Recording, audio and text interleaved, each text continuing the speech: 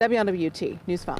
All right, Jatera, thank you. Also breaking in just about 30 hours, believe it or not, adults in Ohio can start using marijuana legally, and that's if state leaders don't change issue 2, which they're trying to do right now, the law that voters passed on Election Day giving weed the green light. Yeah, a big if right now. So today, members of the public spent more than 3 hours letting politicians know what they think about this new law. WLWT News' Todd Dykes covered the conversation.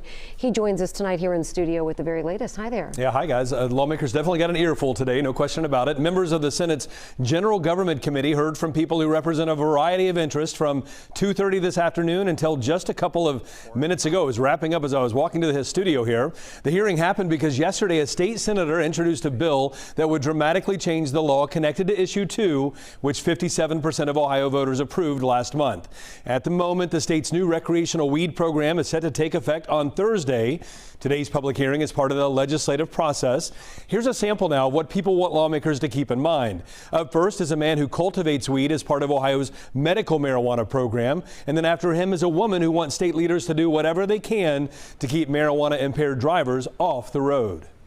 This bill represents a radical departure from the language of issue 2. If the goal is to undermine any economic advantages for the state of Ohio that we've derived from an adult use program, this bill accomplishes that. I'm asking you to put warning labels on every package, warning that we should not use these products and drive.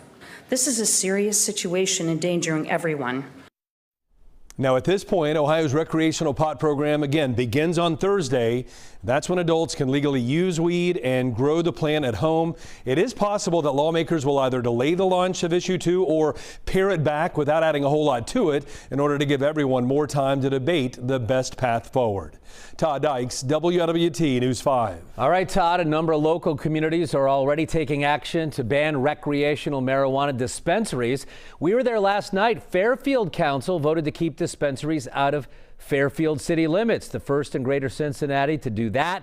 At least 3 other local areas are looking to do the same thing. We're talking about Hamilton, Westchester, and Madeira. Westchester trustees are meeting about the issue right now. We'll have more at 11 o'clock. Only on WLWT, and this could be a